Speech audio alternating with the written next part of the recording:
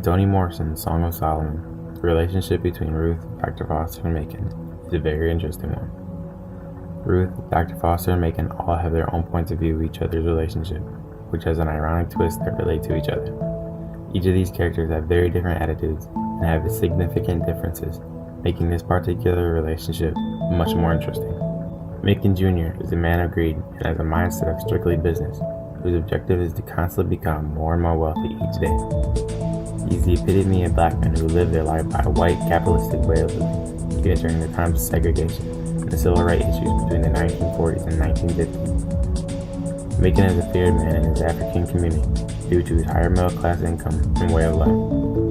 Macon was a man who strived to be successful and had his goals to be wealthy his entire life. On his road to success and his climb up the social class, he was very brutal and heartless. He gave little pity to people who he saw as inferior to him and couldn't help him along the way to achieving his goals, essentially having no hesitation to push people he feels are obstacles out of his way. Macon Jr. is also a married man to a woman named Ruth, who is the daughter to another very successful black man in the Michigan community, Dr. Foster. Just like Macon, Dr. Foster is another man who was just as far up in the social class and just as educated as Macon.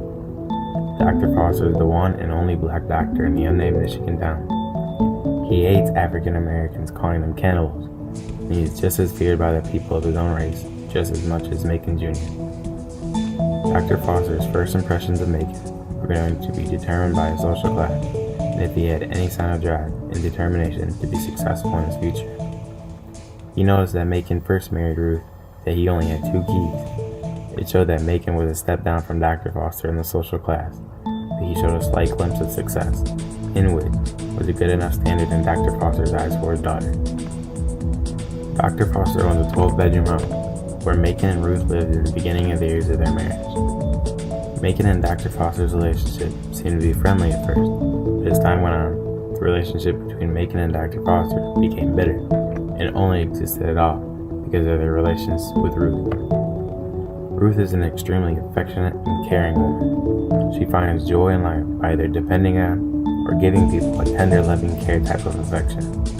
This kind of love and attention Ruth desires became a theme in the book that was introduced by how Dr. Foster felt about Ruth's desires. Dr. Foster was Ruth's primary target in her teens, from whom she would get her affection from. In Dr. Foster's eyes, Ruth's needed affection was uncomfortable, unnecessary, and extremely juvenile. At the age of 16, she still wanted Dr. Foster to tell stories before she went to bed and expected a good night kiss. The love that Ruth desired is a type of love and affection, as Dr. Foster feels, is what a toddler should get. This was one reason why Dr. Foster was glad that Macon came along to marry Ruth, but that this constant need for affection to be given to Ruth did not necessarily come from him, but to come from Macon. During the birth of Macon and Ruth's children, Dr. Foster insisted that it should come by the hands of him. Corinthians, Magdalena, and Milkman were all birthed by Dr. Foster, and Macon disapproved of this. Macon feels that it was sick for a man to birth the children of his own daughter.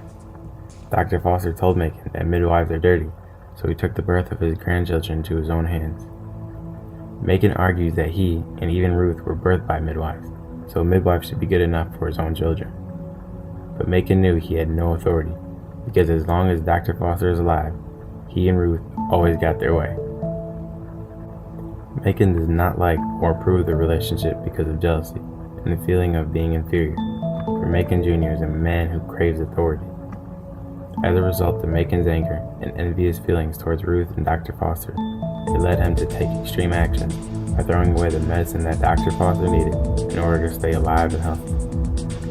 Ruth claims that Macon killed her father by taking her away from him and brutally depriving him of his medicine. Once Macon got Ruth and himself away from Dr. Foster to live on their own means, Macon's affection and care for Ruth evaporated. Ruth eventually acquired this kind of love and affection she desired through her children, and more significantly, the plot of the story, Macon III, also known as Milkman. Ruth cared for Milkman and breastfed him until the age of 4. This is where Macon III acquired the name Milkman, and thus the name carried throughout the rest of the novel.